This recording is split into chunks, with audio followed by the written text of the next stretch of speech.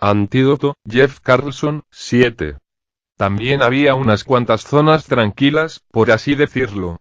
De hecho, la mayor parte del Polo Sur era segura. La Antártida contaba con infinidad de cordilleras y mesetas por encima de los 3000 metros. Las frías temperaturas también arrastraban frentes de bajas presiones, dejando inmensos y altos tramos de hielo que solían estar libres de la plaga. Pero no era más que agua y la gente no podía alimentarse solo de ella. Groenlandia acogió unos cuantos noruegos y fineses y a sus ejércitos, de modo que establecieron una paz separada. Los supervivientes de Australia se unieron a Nueva Zelanda y Japón se refugió en los escasos picos del centro del país. En el resto del mundo, la lucha era variada y despiadada. En la Micronesia millones de personas peleaban por un puñado de cumbres aisladas. La población africana intentó apiñarse en el monte Kilimanjaro y en los otros pocos picos elevados del continente, a pesar de que los israelíes volaron hacia el sur, hacia Etiopía, y se apoderaron de varias cimas para ellos solos. Ulinov se preguntaba a menudo si los rusos deberían haber planeado refugiarse en lugares más lejanos también, pero era duro. Querían permanecer cerca de sus ciudades, de su base industrial, de sus reservas militares, y no les faltaba experiencia a la hora de combatir en tierras musulmanas. Sabía que estaban utilizando los pocos aviones y helicópteros que les quedaban para hacerse con todo lo que había por debajo de la barrera, desesperados por encontrar armas y alimento. El peso de aquello era como si cientos de años le presionasen, millones de vidas, la historia de toda una nación. Su gente había llegado al límite. Su existencia en sí estaba en peligro. Aún quedaban más de 15 millones con vida, pero a menos que la lucha diera un giro dramático, estarían perdidos, extinguidos, salvo quizá por unos cuantos esclavos y algunas almas perdidas por el mundo, como él mismo. Diezmados en una generación. Y allí estaba, en un sillón acolchado, tomando una Coca-Cola. Lo que necesitamos es que todo el mundo esté del mismo lado, dijo Kendricks haciendo un gesto abierto con su pequeña mano. Tenemos que colaborar para poner todo en orden de nuevo. Ahora mismo todo depende de que India tome la decisión adecuada. Ya se lo hemos comunicado. ¿Y qué han respondido? Bueno, se están haciendo de rogar.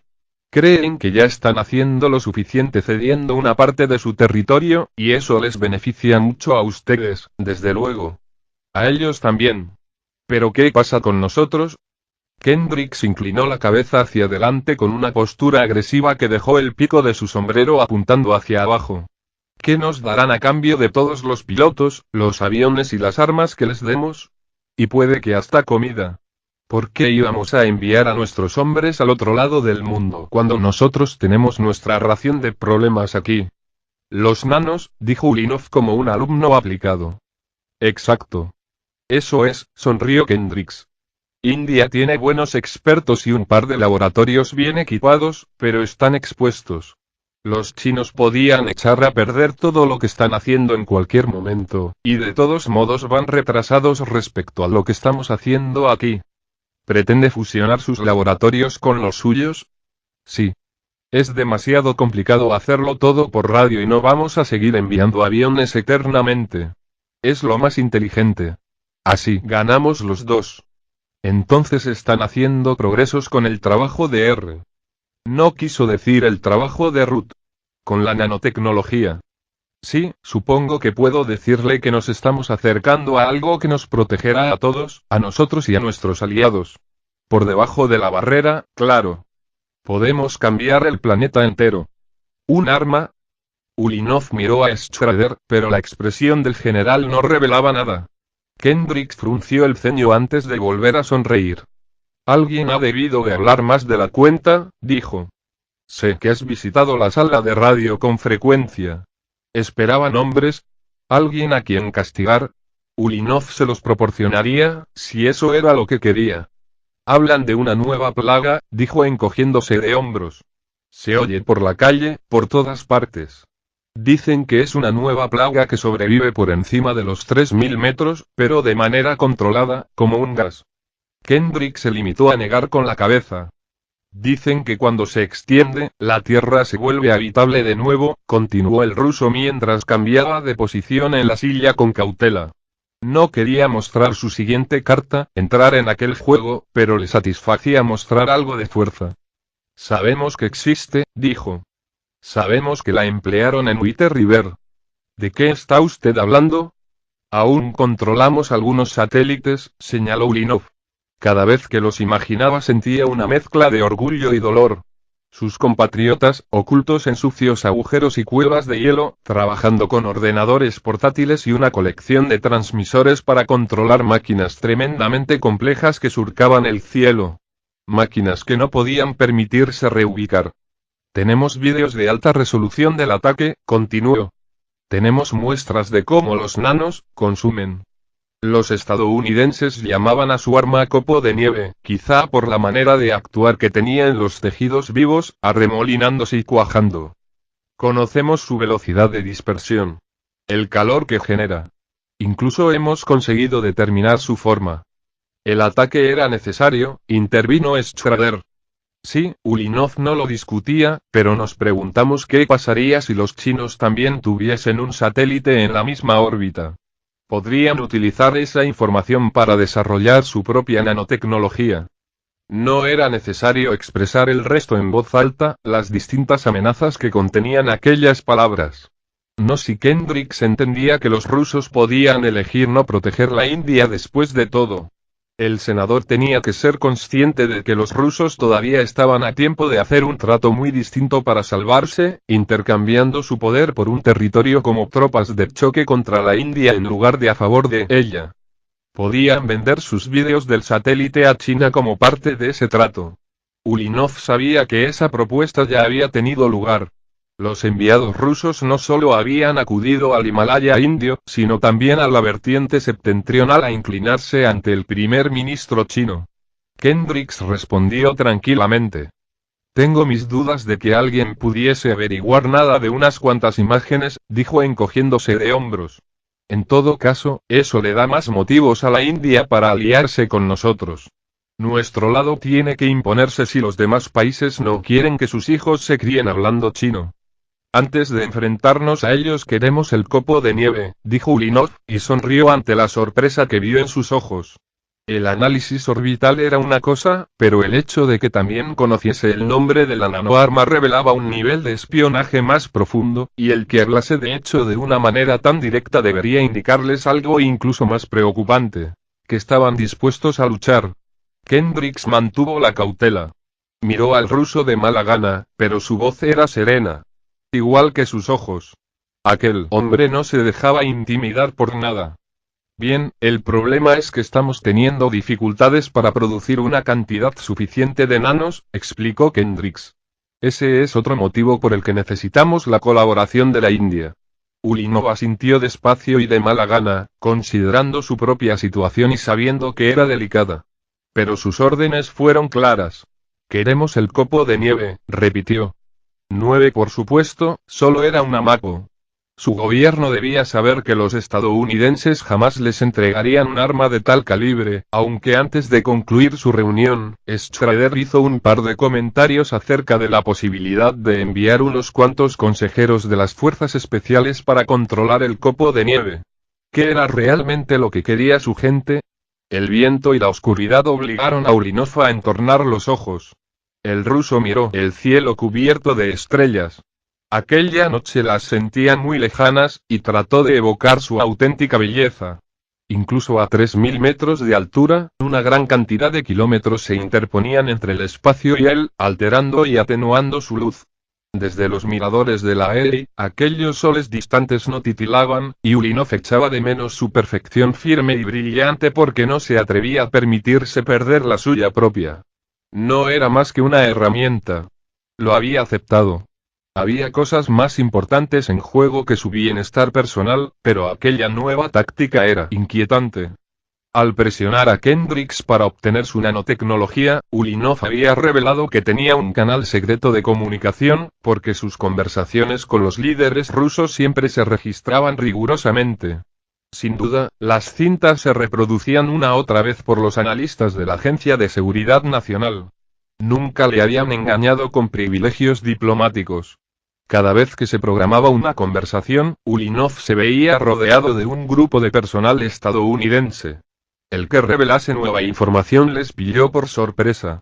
Después de aquello, los estadounidenses habrían inspeccionado la sala de radio 3 veces en busca de fallos o virus, lo rastrearían todo hasta que consiguieran cortarle el canal. Aquello no le gustaba. Ya estaba bastante aislado de por sí. Y lo que es peor, ya no había vuelta atrás. El ruso pasó su pulgar por la dura superficie de la Glock de 9 milímetros que llevaba en el bolsillo de la chaqueta.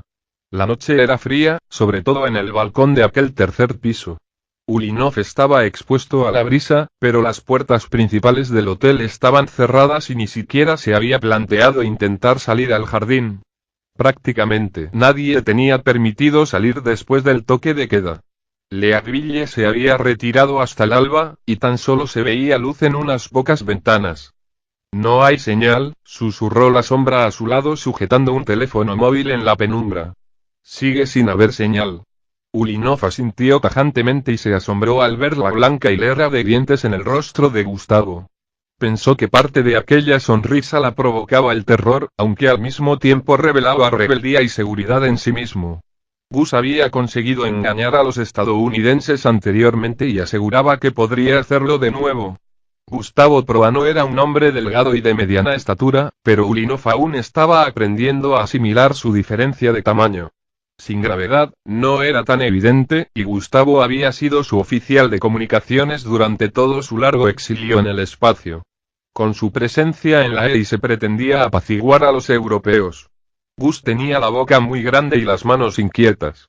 Ulinov ya le había advertido 2 veces que se callase, pero Gus seguía haciendo comentarios obvios mientras le daba golpecitos al teléfono.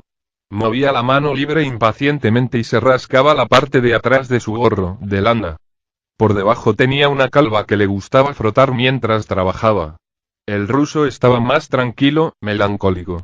No se movía en absoluto, excepto para acariciar su pistola con el dedo. No había sido difícil conseguir el arma en aquella zona de guerra. 4 días atrás, en el comedor, el arma había pasado punto sin problemas de la pistolera de un marine cansado a los pliegues del jersey del ruso. «Maldito cacharro», dijo Gustavo entre dientes, con una postura incómoda para reflejar la poca luz que había hacia el teclado. Obtener un móvil y una DA fue aún más fácil.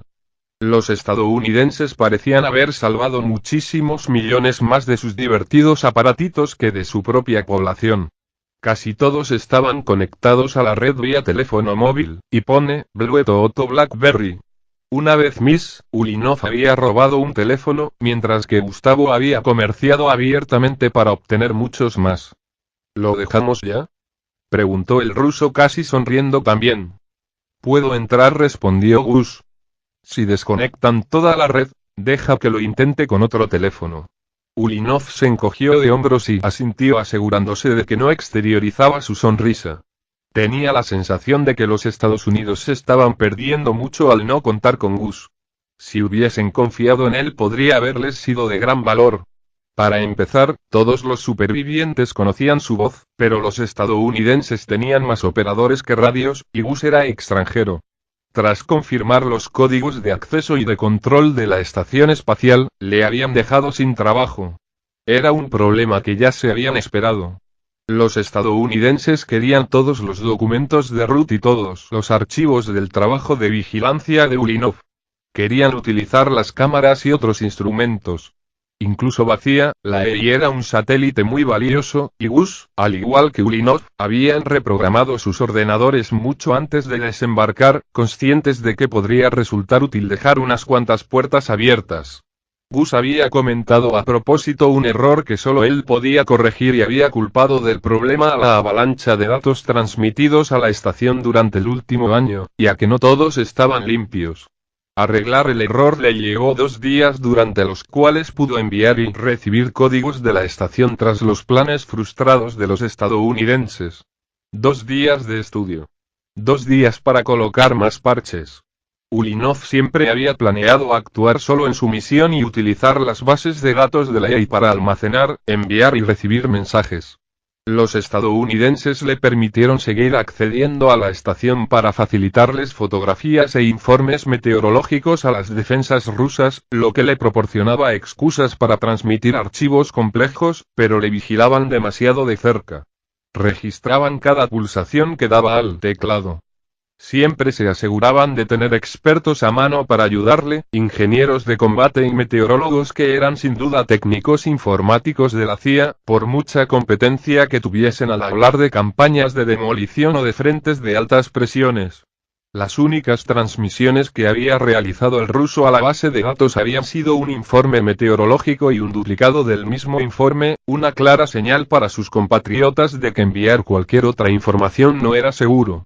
Sin embargo, su siguiente mensaje fue un pequeño texto por medio de un módem inalámbrico, para restablecer el contacto. Gustavo tenía 3 modos de entrar en el sistema local, programas que adjuntaban paquetes de datos a transmisiones más grandes. Cada vez que los Estados Unidos enviaban órdenes a la EI, lo que sucedía con frecuencia, las notas de Ulinov también saltaban al cielo. Gustavo había compartido aquel truco con él por razones en las que Ulinov no llegaba a confiar. Por amistad, sí. Y para mantenerse ocupado. Pero sabía que Gus había estado cooperando con la inteligencia estadounidense casi desde el principio de sus 12 meses en órbita, probablemente cumpliendo órdenes de su propia gente. ¿A qué estaba jugando Italia? La situación en los Alpes no era mucho mejor que la de Oriente Medio.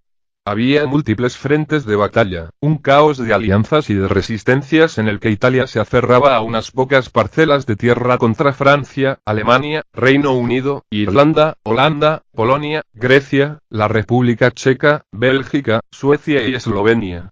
Ulinov tenía que confiar en el resentimiento de Gustavo. Todo el mundo quería que la situación de los Estados Unidos empeorase un poco para que hubiese más posibilidades de que suplicasen o negociasen ayuda, pero Ulinov también era consciente de que Gus podría ganarse su favor delatándole.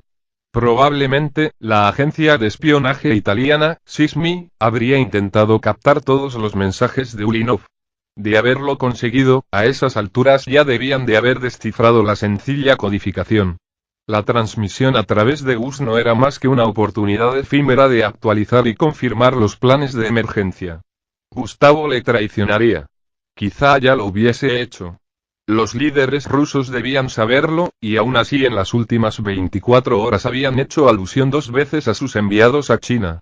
También le habían dado instrucciones de que exigiese el arma nanotecnológica, dejando así al descubierto su engaño ante los estadounidenses.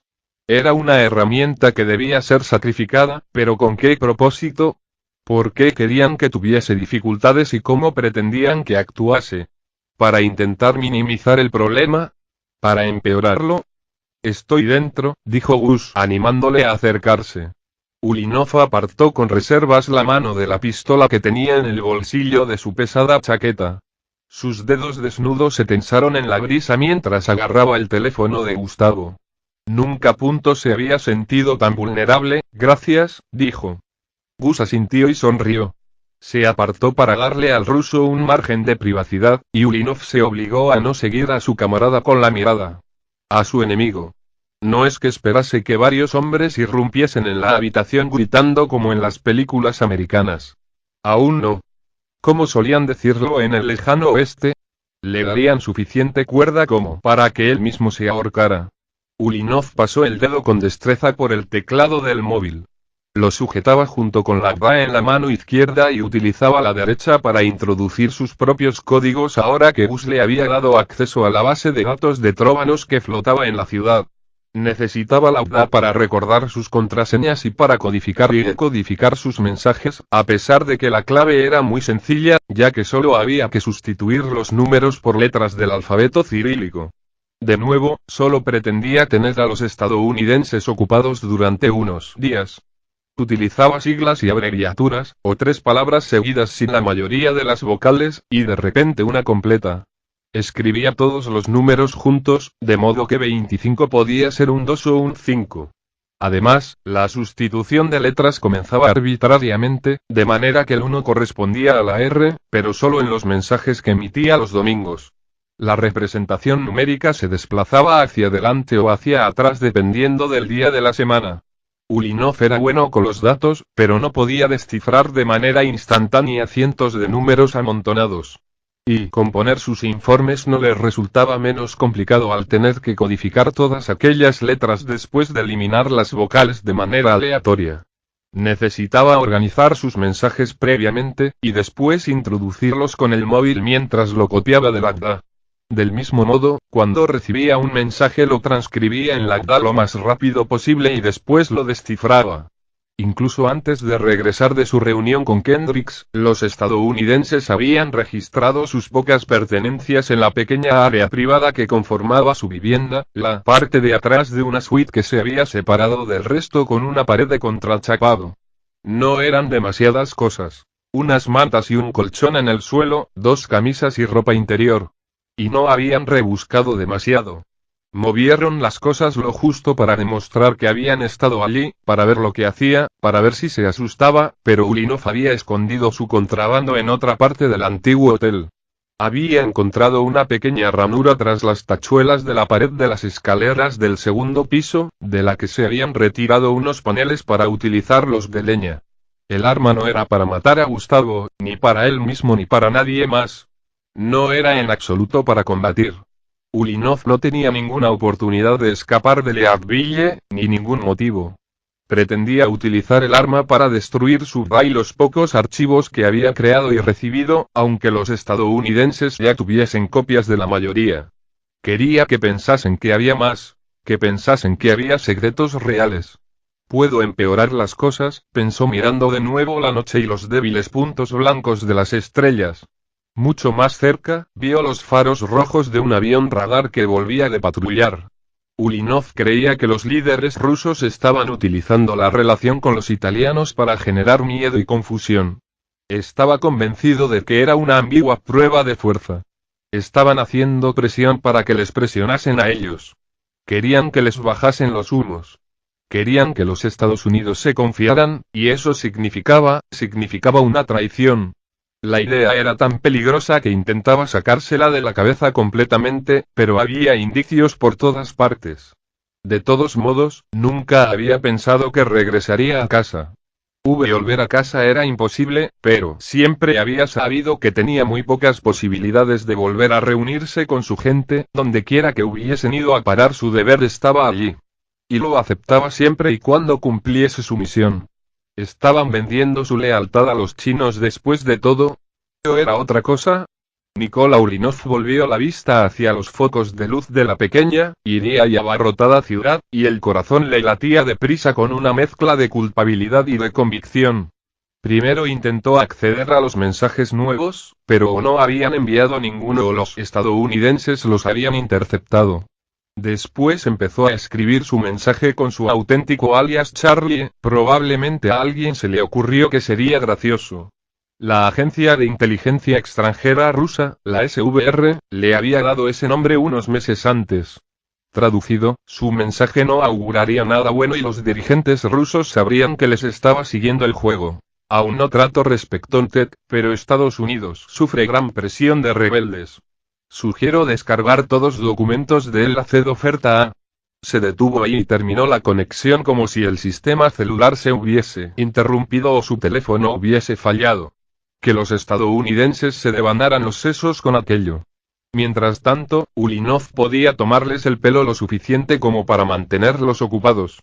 Algo terrible estaba a punto de suceder.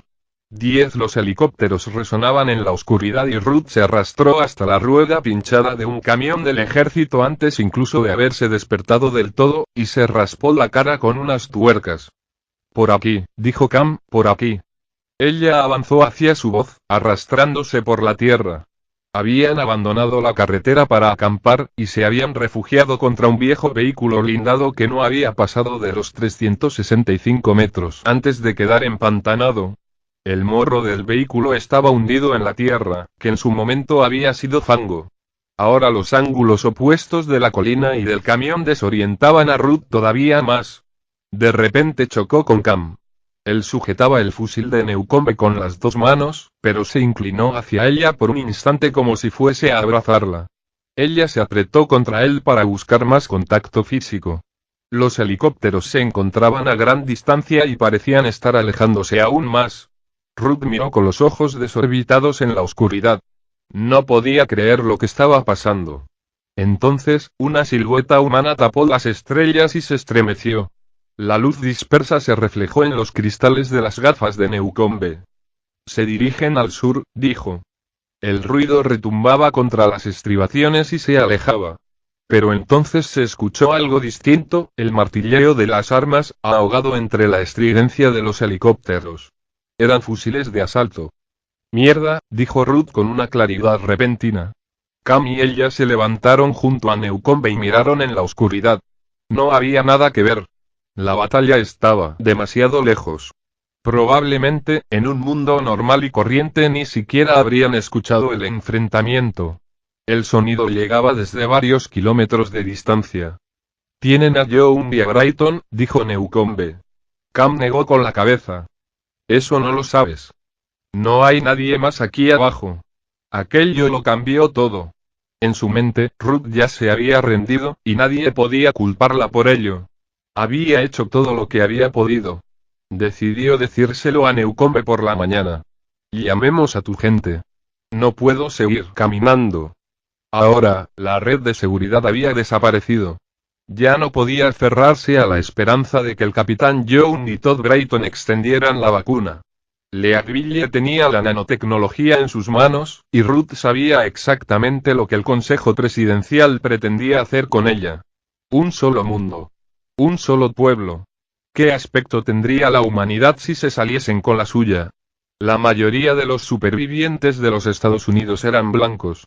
Las poblaciones minoritarias de inmigrantes de Norteamérica vivían en la costa y en zonas urbanas deprimidas. Los Ángeles, Nueva York, Toronto, Detroit, solo se habían salvado las zonas interiores y, para ciertas mentalidades, esa pureza de raza intensificaría la tentación de reclamar la tierra entera. Leadville compararía la vacuna solo si necesitaba expandir su mano de obra dejando que los grupos de extranjeros descendiesen de las montañas como agricultores o esclavos. ¿Y si uno de sus amigos hubiese logrado escapar? El capitán Young podría haber cubierto a Todd mientras él huía de los helicópteros, no. Ruth se estaba engañando a sí misma y la responsabilidad era suya. Siempre había sido suya. Volvió a mirar las estrellas y se esforzó por contener las lágrimas.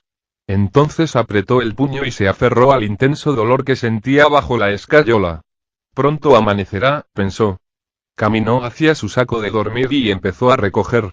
Tardaron 7 días en avanzar 135 kilómetros, y los últimos 40 los recorrieron fuera de la carretera.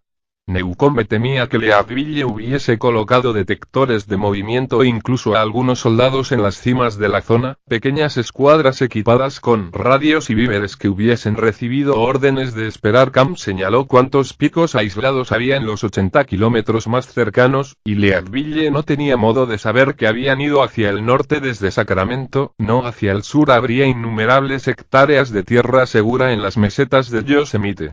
Mucho más cerca de su posición real, alrededor del lago Tahoe, había decenas de montañas altas y crestas.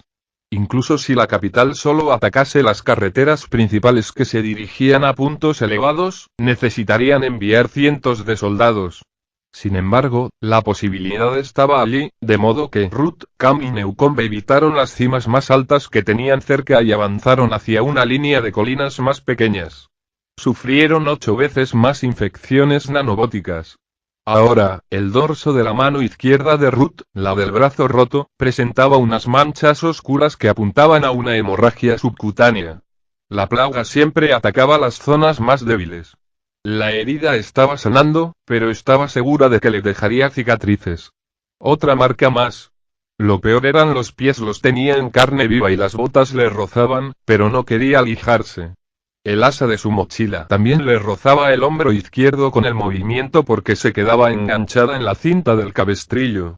Hubo más helicópteros y más cazas. Se toparon con otro tramo de terreno lleno de lagartos y de serpientes, y después con un bosque seco plagado de escarabajos muertos, y, de repente, el camino empezó a hacerse más fácil. Las sierras llevaban 3 días de tormenta de nieve cuando la plaga se extendió, lo que impidió avanzar a muchos vehículos. Empezaron a ver que el tráfico aminoraba a unos 200 metros de altura, donde los coches se habían salido de la carretera o estaban colocados en extrañas direcciones. Cam atribuyó aquella situación a la baja visibilidad y una mala tracción.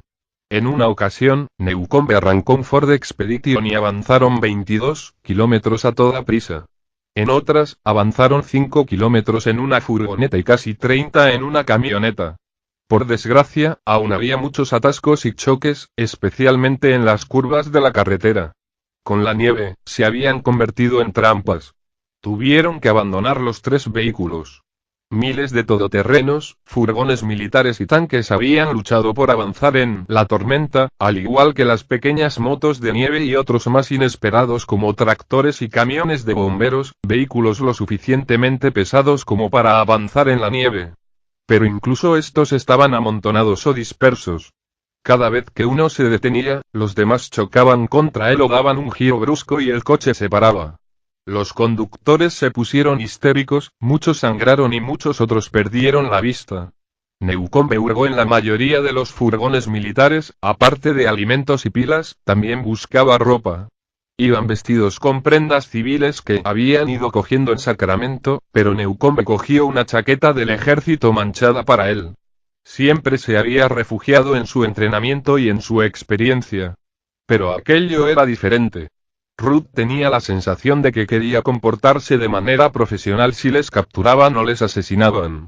Quería tener un comportamiento digno de un militar, y le admiraba por ello.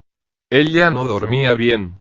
Soñaba demasiado y se despertaba frecuentemente a pesar de estar agotada, como si su mente estuviese sobrecargada intentando procesarlo todo.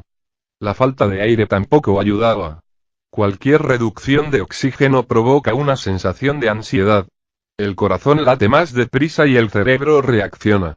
Cam le daba melatonina y Tylenol PM, primero una sobredosis pequeña después hasta 5 pastillas a la vez. Incluso probó con antihistamínicos porque provocaban somnolencia, pero Rudy seguía mascullando y revolviéndose. La pesadilla era real. No toques nada, dijo Newcombe mientras caminaba hacia atrás en el fuerte viento. El cielo estaba despejado, pero las pocas nubes que había se movían muy deprisa. El frío invadió la tierra desolada. Silbaba a través de los agujeros de la pequeña estructura de roca que tenían ante ellos. Cam inspeccionó el refugio con una mano en la pistolera, aunque Ruth no pensaba que fuese consciente de su postura defensiva. Parece que fue una especie de suicidio, dijo. No, pensó ella. No lo creo. La cima de la montaña era un cementerio. Traspasar la barrera fue una experiencia amarga. Había miles de antídoto, Jeff Carlson, 8. Cruces marcadas en las rocas. El signo estaba por todas partes. Cientos de piedras marcadas se habían colocado en el suelo para formar cruces más grandes, algunas alcanzaban los 6 metros. Otras estaban compuestas de pequeños guijarros y solo medían unos cuantos centímetros. Era el trabajo de innumerables días. Larguémonos de aquí, dijo Newcombe. Tenemos que enterrarlos. Ruth no podía soportar ver más cuerpos marchitos, de modo que desvió la vista hacia el viento. Al sureste, hacia Taoe, las sierras formaban a lo lejos una línea alta y escarpada. Había llegado a los 3000 metros de altura, pero justos. Aquel pico por encima de la barrera estaba aislado, separado por kilómetros de espacio abierto de las cimas más cercanas al anochecer. Las crecientes sombras hacían que la distancia pareciese mucho mayor. Su dolor era igual de inmenso. El rostro de Ruth hizo una mueca antes de desplomarse sobre una rodilla y su brazo sano. Las pequeñas piedras las rodeaban por todas partes. Cam se arrodilló junto a ella. Ruth, fuera lo que sucedió aquí, fue hace mucho tiempo, dijo. Pero aquello no hizo que se sintiese menos cansada o que menguase su sensación de soledad desesperada. ¿Cuántas cimas como aquella habría? Todo este camino para nada, pensó. Después, como con una voz diferente, siguió. Han sufrido para nada. Aquella gente había sobrevivido al primer invierno, o incluso más. Habían apilado las rocas para construir un refugio. Habían cortado pinos y broza por debajo de aquella minúscula zona segura para obtener leña. Y habían desaparecido. Había 6 sepulturas, todas demasiado grandes para una sola persona. Y 2 cuerpos más habían quedado tirados en el interior de su pequeña cabaña sin que quedase nadie para enterrarlos. Entre las 2 mujeres había un cuchillo y una roca especial. Era casi redonda y tenía cruces grabadas por todas partes. Había sido utilizada para aplastar la cabeza de la mujer más pequeña, y la última superviviente parecía haberse cortado la garganta. Cam pensó que habría sido una especie de holocausto religioso. Ruth estaba convencida de que las cruces significaban algo más. Habían rogado al cielo por su salvación. Habían intentado llevar sus almas lejos de toda aquella miseria. La enfermedad les había azotado. Los hombres podrían haberse librado, porque hubo pájaros sobre sus cadáveres, pero la tirante capa pútrida de su piel estaba negra e hinchada por detrás de las orejas. Habían sobrevivido a la plaga de máquinas, pero habían sucumbido a otro tipo de contagio. Tenemos que enterrar a esta gente, dijo Ruth. Cam asintió. Está bien, pero no hay ninguna pala. Oscurecerá dentro de 1 hora, dijo Newcombe. No podemos dejarlos ahí. Tengo una idea. Cam se dirigió hacia el refugio. Y palpó con la mano la pared de roca. Después apoyó el hombro contra ella y empujó. La esquina cedió. La mayor parte de las ramas que sujetaban el techo cayeron dentro. Volvió a golpear la pared. El resto se derrumbó. Los escombros formaron un humilde montículo, pero tendría que bastar. Por favor, dijo Ruth. Por favor, poneos a salvo. Buscad un lugar seguro. Por supuesto, sus palabras no eran para aquellos extraños, como tampoco había sido por ellos por lo que en realidad había insistido en enterrarlos. Era un modo de intentar curar algunas de sus terribles heridas. El trío comenzó el descenso a través de las crecientes sombras por el lado este de la montaña en dirección norte, hacia un pequeño campo de nieve.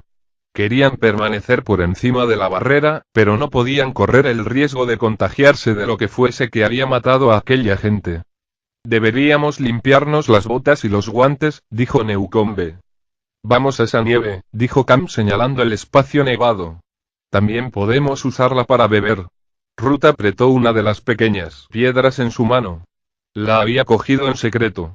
No sabía explicar por qué, pero el impulso que la había llevado a hacerlo había sido demasiado fuerte como para reprimirlo. No entiendo cómo ha podido suceder, dijo. Todo el mundo estaba. Cam se quedó con ella mientras Newcombe empezó a avanzar. No será igual en todas las cimas, la consoló. Encontraremos a alguien. Pero a eso es a lo que me refiero. Si algo bueno tenía la plaga era que la mayoría de las enfermedades deberían haber desaparecido a su paso. La gripe, la amigdalitis. La población está demasiado dispersa. Pero ¿no se supone que mucha gente es portadora de enfermedades sin llegar a desarrollarlas? Ruth sabía que Cam había hecho un curso de primeros auxilios. Asintió. Sí. Entonces puede que en algunas cimas hayan tenido mala suerte. La gente se debilita, pasan frío, cogen un virus. Cam vaciló por un momento y continuó. No es culpa tuya. Lo sabes, ¿no? ¿Quieres decir que puede que algunas enfermedades se hayan adaptado? Ruth se centró en aquello porque no sabía qué responder a todo lo demás. Sí. Tendremos que ir con más cuidado. Algunas islas podrían ser focos de contagio en las que todos hayan desarrollado inmunidades específicas que nosotros no poseemos. ¿Y cómo lo averiguamos? No lo sé. Algunas cimas también estarían infestadas de ratas y pulgas, plagas que no se daban en ningún otro lugar por falta de huéspedes. Si encontramos a alguien que esté claramente enfermo deberíamos marcharnos y dejarlos solos. Ruth apretó el pulgar contra las marcas grabadas en la piedra horrorizada ante la idea. Había otra amenaza con la que sin duda se iban a encontrar entre los grupos de supervivientes. La locura y el delirio podría ser un problema más grave que las enfermedades. En la ELI, Gustavo había informado de la aparición de fervor religioso en México, Afganistán, los Alpes y la Micronesia. Se nombraban santos por todas partes en medio de aquel caos. Ruth nunca había creído demasiado en Dios. La gente citaba los misterios y la sabiduría de la fe haciendo énfasis en la gran interpretación de sus enseñanzas, pero lo que hacían en realidad era cerrar la mente ante la verdadera complejidad del planeta, cerrar los ojos ante la incomprensibilidad del universo. Era algo ridículo. ¿Qué clase de Dios se molestaría en crear miles de millones de galaxias si solo fuese a centrar su energía en la Tierra? Creer era algo muy humano. La gente era muy vaga y muy egocéntrica. Ruth entendía que quisieran un mundo pequeño y controlado. A nadie le gustaba la incertidumbre. Ponía a prueba los límites de la curiosidad y de la inteligencia humana. La influencia del mono seguía muy presente en el hombre moderno. El simio tenía una paciencia limitada, de modo que las personas se resistían al paso del tiempo y al cambio. Desarrollaron el raciocinio para demostrar que eran el centro de todo, y luchaban por enseñar diseño inteligente en los colegios en lugar de biología y ciencia. Era absurdo. Los progenitores altos solían tener hijos altos. Los bajos solían tener hijos bajos. Nadie era igual que nadie. Era así de simple. Evolución en una única generación. De otro modo todos habríamos sido clones perfectos unos de otros a lo largo de la historia. Pensar que la vida era inmutable era una fantasía. Las bacterias desarrollaban resistencia a los fármacos. Podían crearse perros de razas especializadas estúpidas como el terrier de su padrastro. Incluso las propias religiones habían evolucionado con el tiempo. Algunas se habían vuelto más tolerantes, y otras más intransigentes. Había respuestas reales si uno buscaba la verdad. El mundo se prestaba a conocerlo. Aquello era lo que ella había aprendido, pero era difícil. Le hubiese gustado sentir que una mano más grande la guiaba, pero ¿por qué a ella y no a la gente que murió en aquella cima? ¿Por qué eran malas personas? Ruth apretó de nuevo la piedra mientras la invadía una furia lenta y tenaz. Ella no se detendría. Eso era lo que representaba aquel guijarro. No podía detenerse ni aunque tuviese los pies rotos y doloridos y sintiese aquel dolor punzante bajo la escayola del brazo. Gritó Newcombe. Estaba sobre una pendiente de granito abierta a unos 45 metros más abajo agitando los brazos. Al principio, Ruth pensó que les estaba diciendo que no se acercasen. ¿Habría más cadáveres?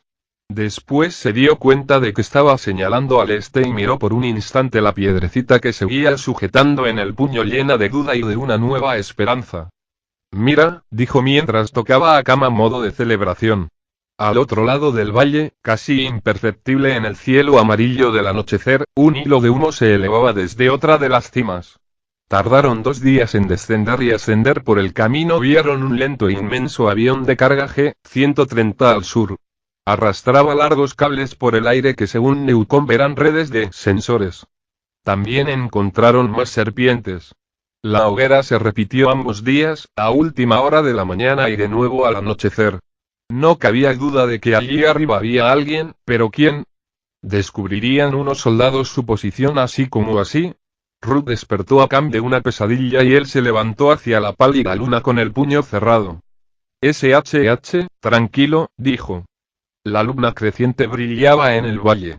Se veía tan baja en el horizonte que parecía estar a su mismo nivel, a 2.900 metros de altura.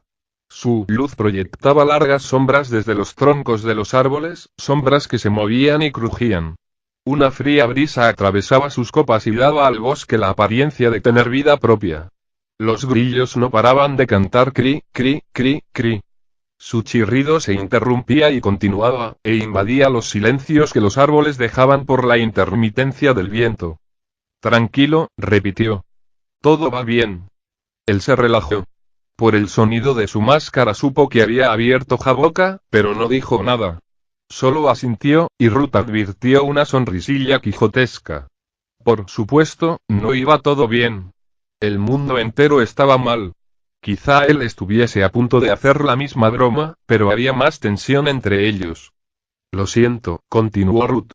El que seguía arrodillada muy cerca de él y ladeó la cabeza intentando desviar su atención de ella. Se suponía que era el tumo de Newcombe, pero he pensado, quería hablar otra vez. Sin él. Bien. se había ofrecido voluntariamente a hacer guardia durante las primeras 6 horas de la noche porque al día siguiente ella se quedaría atrás mientras ellos hacían el resto del viaje sin ella. Allí estaría segura. Sabían que no había nadie más por debajo de la barrera, mientras que en las cimas podían encontrarse varias amenazas. Había pasado 3 horas en la oscuridad antes de despertar a Cam. 3 horas con los insectos y el viento. Su mente estaba llena de temor, de pérdida y de distancia al borde de aquella frontera invisible con miles de kilómetros de zonas muertas a sus pies y minúsculas áreas seguras por delante que podrían resultar no ser tan seguras. No sabía cómo despedirse. Le debía la vida a Cam. Debería haberle respondido como él quería, incluso aunque no hubiese sentido una atracción real. Estaba tentada a hacerlo. Estaba demasiado pendiente de su mochila cada vez que la abría para sacar agua o comida o una máscara limpia, y siempre procuraba que ninguno de sus dos compañeros vieran la brillante caja morada de condones. Necesitaba calor y consuelo, pero Cam seguía asustándola. No era solo por el potencial violento que veía en él, sino por sus ansias de autocompasión. Tenía miedo de acercarse demasiado porque no sabía cómo iba a reaccionar él, de modo que permanecía callada, a su lado, en la noche susurrante. Había otro peligro que Ruth se guardaba para sí misma. No quería meterles prisa ni a Cam ni a Newcombe. Su equipo científico no había incorporado el fusible hipovárico en la vacuna para que no se autodestruyese como la plaga, pero esto no era lo único que la diferenciaba de ella. Tenía la capacidad de duplicarse solo al atacar o destruir a un único objetivo: su rival. Cada minuto que pasaban por encima de la barrera suponía un nuevo peligro, porque sin su constante guerra contra la plaga la vacuna no tenía manera de mantener su número. De hecho, si se quedaban demasiado tiempo podrían quedarse atrapados como todos los demás después de haber sudado, exhalado o eliminado millones de individuos cada vez que iban al baño. Tras 16 días en el mar invisible, acabarían por invadir su cuerpo. Aquello podría explicar los dolores de cabeza y el malestar que sentía en el estómago. Aquellos síntomas podían ser simplemente el resultado de la constante tensión y la mala alimentación, pero cabía la posibilidad de que la vacuna también fuese nociva al quedar atrapada y coagularse en el torrente sanguíneo hasta llegar a romper los capilares y aumentar las posibilidades de sufrir infartos o arritmias. Pero no lo sabían. Nunca la habían probado.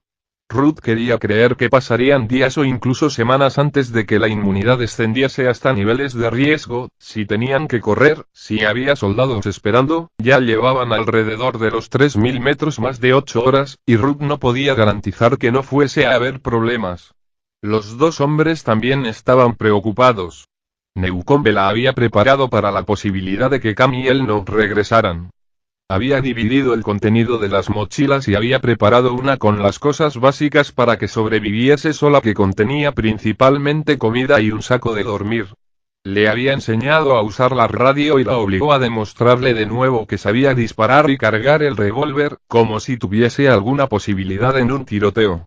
Ruth sabía que no podía ir con ellos, pero detestó el precio de su conocimiento y su educación, como si fuese una maldita princesa encerrada en una torre, demasiado valiosa para dejarla salir, de modo que se obligó a quedarse despierta en la noche fría. Lo siento, repitió. Yo también, respondió Cam. Siempre la sorprendía. Ruth negó con la cabeza. ¿Por qué? No.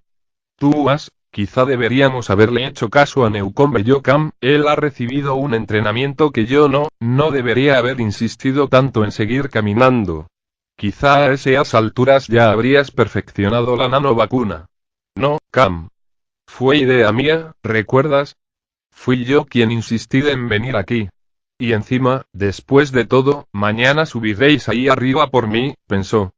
Y os encontraréis con los soldados y las armas, o con un grupo de supervivientes enfermos. No hay manera de saberlo. Todavía sentado en sus mantas, Cam hizo un gesto como si volviera a callarse un comentario. No podría haber hecho esto sin ti, pensó Ruth. Entonces le acarició el antebrazo con la punta de los dedos y evitó convertirlo en algo más. Se contuvo para no bajarse la máscara y darle un beso en la mejilla, por mucho que mereciese aquel gesto de gratitud por su parte. Por favor, ten cuidado, le dijo. 11 Cam se deslizó sin dificultad por el agreste terreno de granito y por el escaso bosque. Aquella mañana no llevaba la mochila, pero conservaba su arma y una cantimplora. Conocía bien aquel medio, aunque no aquella montaña en concreto. Los pinos de corteza blanca y los enebros les resultaban familiares, al igual que los capulines y la hierba silvestre. Los altamontes brincaban a su derecha.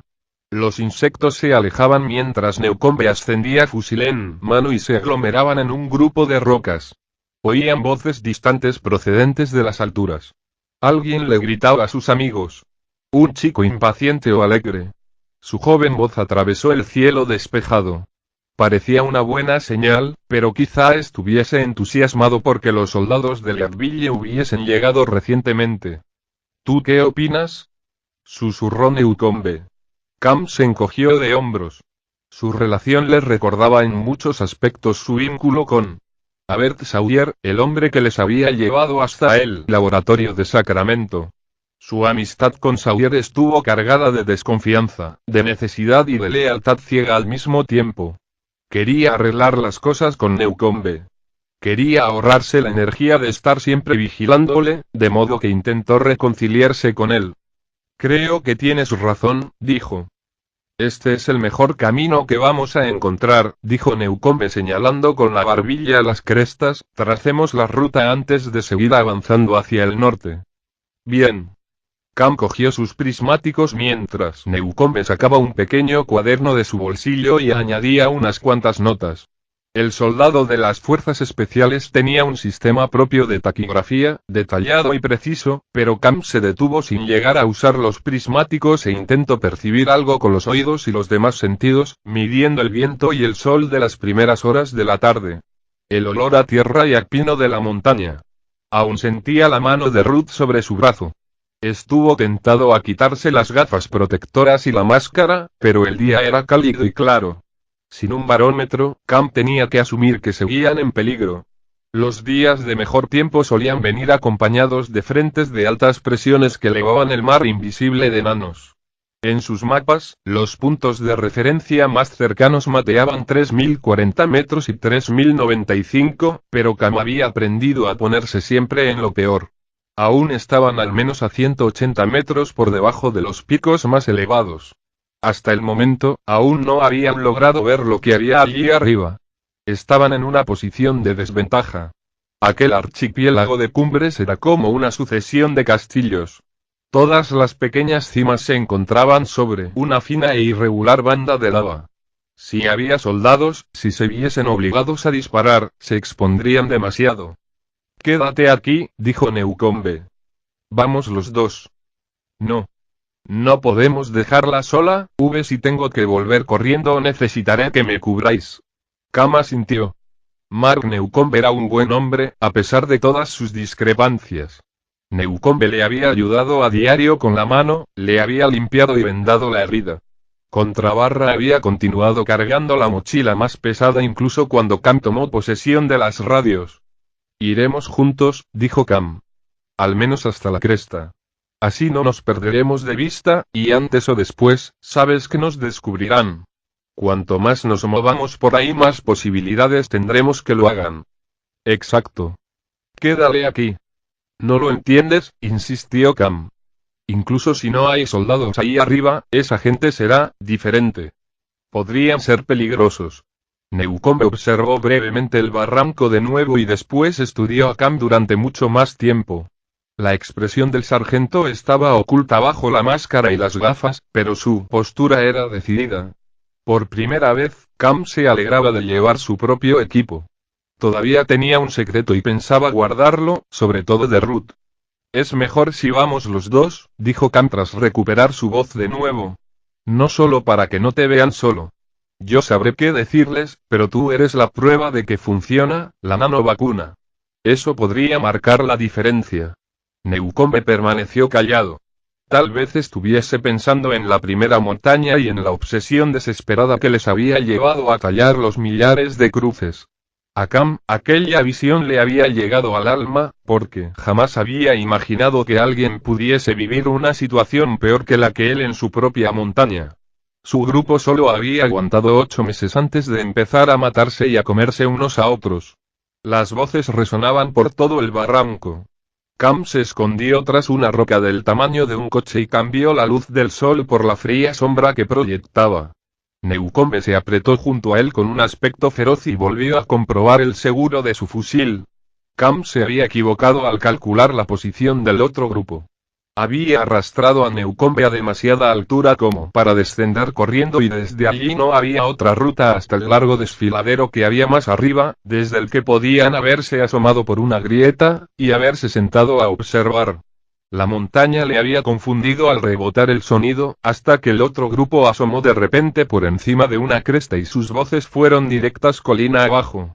Estaban muy cerca. SHH, susurró Newcombe. Le dio un toque a Cam con el codo y le hizo un gesto claro. 4 dedos. Al sur de la roca. Verán nuestras huellas, pensó Cam, aunque el suelo era irregular y seco donde no había nieve. Newcombe y él habían evitado las zonas de hielo sucio y de hierba mullida y flores silvestres. Apenas habían dejado rastro. Cam apretó los dientes para intentar contener su adrenalina y los oscuros recuerdos de pólvora y gritos. Entonces apareció el otro grupo. Llevaban uniformes. Cam levantó su arma, pero Newcombe le puso la mano en el antebrazo, justo donde Ruth le había tocado. No, susurró el militar. Los uniformes estaban hechos andrajos.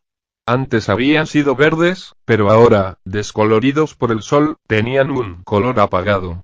Sus insignias eran paramilitares, pero eran indisciplinados.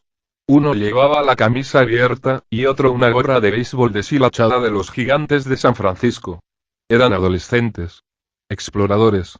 Los 4 llevaban mochilas hedías a mano y resistentes bastidores hechos con ramas atadas con una cuerda para recoger y almacenar madera. Se los veía delgados, fuertes y bronceados, y parecían contentos. Se estaban riendo. Cam apenas reconocía aquel sonido y seguía paralizada por el miedo.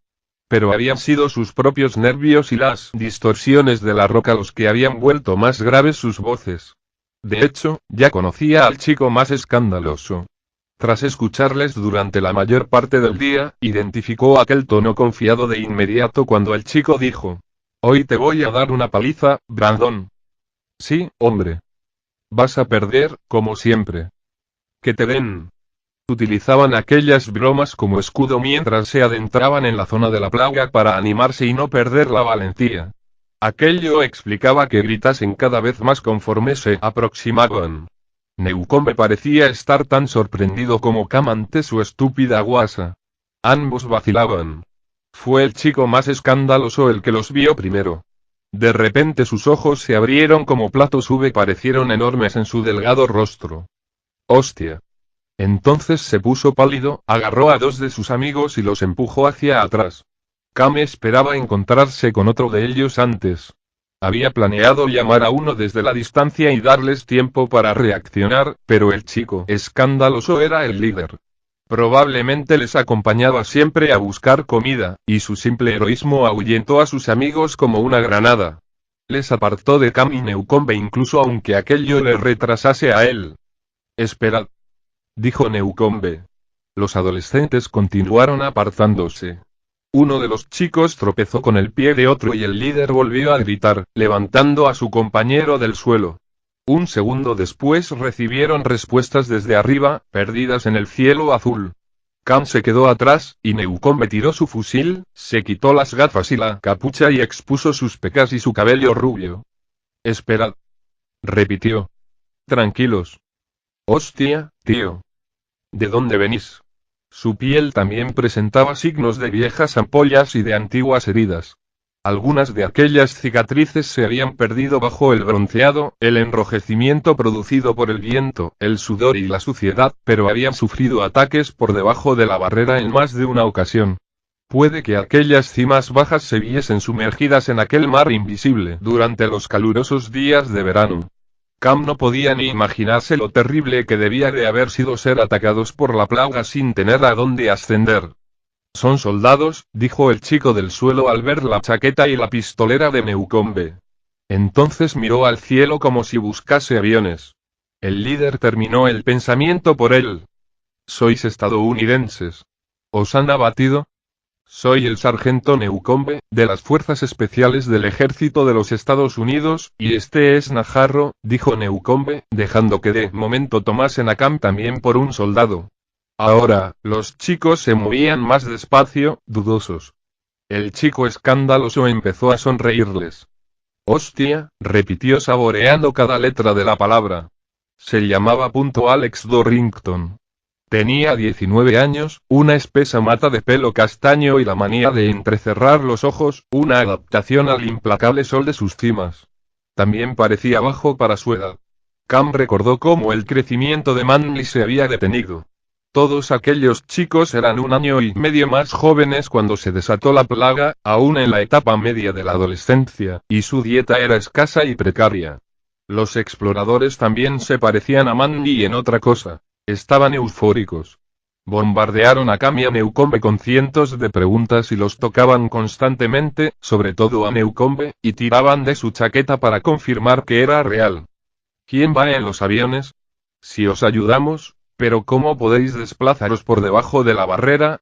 Se distanciaron un poco de Cam en el momento en que se quitó las gafas y la máscara, incapaces de ocultar su impresión.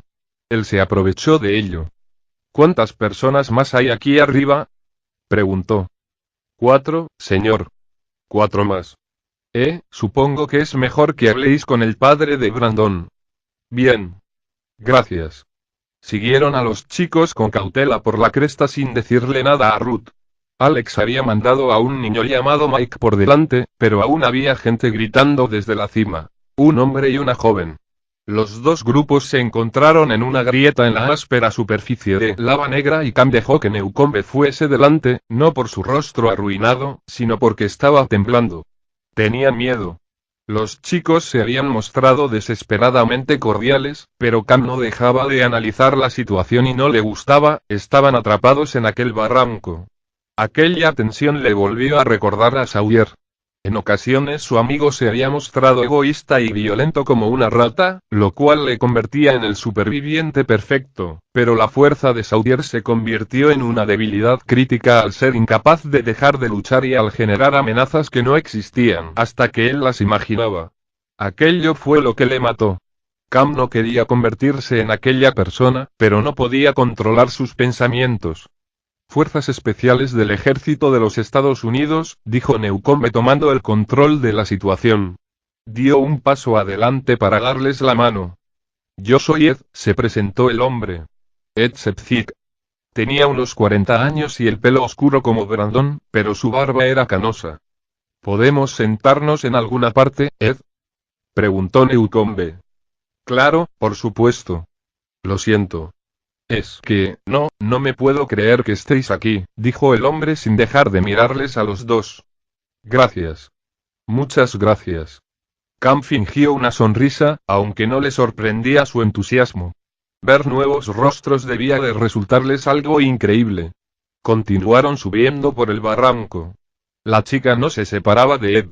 Tenía el mismo cabello oscuro, la nariz respingona y un par de largas piernas que había decidido lucir llevando shorts, cuando todos los chicos llevaban pantalones largos para protegerse de las rocas. ¿Van a venir más compañeros vuestros? Preguntó Ed. No. Estamos solos, respondió Newcombe. No vienen de un avión, señor, dijo Alex entornando los ojos como siempre.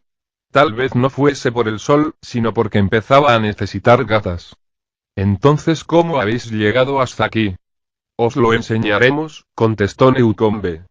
Estaban por debajo de la barrera, señor S., dijo un chico al que llamaban Demac. Pero si no vinisteis en avión, os lo enseñaremos, lo prometo, dijo Newcombe, pero cuando lleguemos a vuestro campamento y nos sentemos, ¿de acuerdo? Continuaron avanzando por la pared inclinada de una pequeña y árida meseta. Allí había parcelas de nieve más grandes, cubiertas de polen y polvo. A 35 metros por delante, Brandon desapareció por un hueco entre la tierra, y se apresuró hacia otra pequeña elevación donde habían amontonado tierra y rocas para formar barreras contra el viento alrededor de unas cuantas tiendas de campaña. En todas las demás direcciones, el terreno caía abruptamente, en picado al oeste y con más suavidad al este, donde otros picos se elevaban al otro lado de un inmenso valle accidentado. Para Cam, el paisaje era como volver a casa. Era infinito. Solo tenía el viento, el sol y a aquellos pocos y pequeños seres humanos a su alrededor, que gritaban con alegría. Cuidado con esta cuesta, dijo Alex mientras se agachaba al borde del agujero. Primero ayudó a Ed, y después a Newcombe. También ayudó a la chica, con lo que se ganó una sonrisa. Cam la observaba mientras descendían y volvían a ascender. Era delgada y plana. Ninguno de ellos tenía un gramo de grasa, y aquella debía de ser la razón por la que dirigía la atención hacia sus piernas. Incluso a pesar de algunas viejas costras y rasguños recientes, eran su mejor rasgo. Era la única mujer. No tendrá más de 15 años, pensó Cam. Pero si Ed era el líder allí, ella debería de ser lo que le otorgaba gran parte de su poder por el simple hecho de estar bajo su control. El rey y la princesa. Ella sería la fuerza magnética que dominaba a todos los chicos, y su influencia habría aumentado durante su largo período de aislamiento. Cam se preguntó cómo Ed habría conseguido mantener la paz durante todo aquel tiempo. No había ningún bebé. Parecía que les había enseñado a los chicos a llamarle señor S, para marcar su autoridad desde el principio, pero todos habían crecido y se preguntaba si la chica seguiría obedeciendo a su padre en todo o si habría empezado a ejercer su propio poder. Cam procuraba no analizarla demasiado de cerca, y miraba los rostros de los chicos en lugar de mirarla a ella. Hasta el momento, la chica había estado callada, pero los jóvenes no paraban de mirarla para ver su reacción. Esperaban su aprobación. Aquella especie de carisma debía de resultarle halagadora a una mujer tan joven, y Cam y Newcombe estaban a punto de arrebatárselo. Aquello era lo que la hacía peligrosa. Habían colocado 8 rocas alrededor de la hoguera, como si fueran sillas, dentro del amplio círculo del cortaviento. Brandon y Hiroki les cedieron sus asientos, y Cam empezó a observar que Brandon era un macho beta, posiblemente porque sería hermano de la chica. Lo normal sería